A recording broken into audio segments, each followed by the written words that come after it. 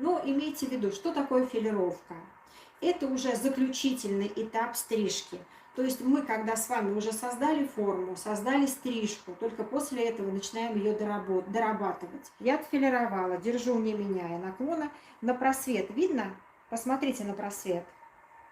Видите, на просвет у нас получилась четкая линия. И вот я сейчас могу его очень аккуратненько размыть. Вот смотрите. Когда мы создаем подшерсток, волос начинает торчать.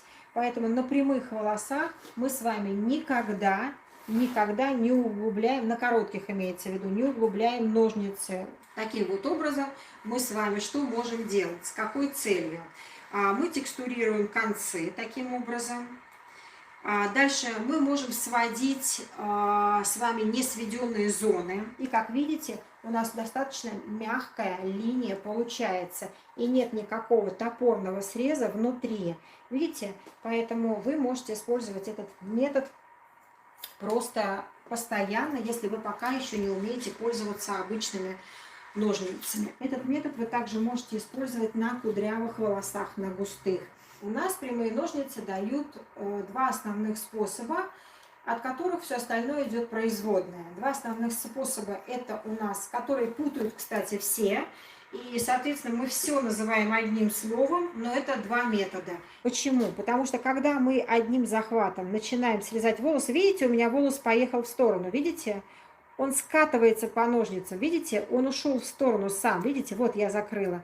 И если вы посмотрите, у меня здесь идет линия под углом. Такие волосы тоже лучше стричь методом поинтинг и не дорабатывать. По поводу филировки, мы делаем те же самые движения, как и при стрижке, но нам самое главное, мы не убираем с вами длину. Пробору, где у меня вот делятся, видите, к своей конкретно макушечке, видите, я подтянула сюда, и я хочу, чтобы она стала короткая.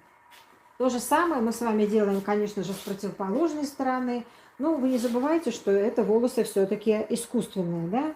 Также отчесываете, переворачиваете наверх. С внешней стороны мы с вами делаем метод укола.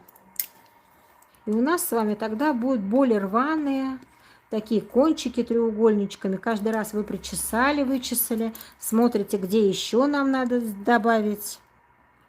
Ну вот челка, видите, она ничего не видит за ней. Просто совсем ничего не видит. И нам тогда надо немножко создать более легкую, более короткую, да, текстуру. Значит, у нас бывает так, что клиент приходит и жалуется. У меня вот здесь вот уши, у меня вот здесь вот густо, у меня вот здесь вот не лежит. И вы сами это видите, когда вы начинаете укладывать. Видите, что где-то лишний чрезмерный объем. И смотрите, у нас с вами при слайсинге ножницы до конца не закрываются.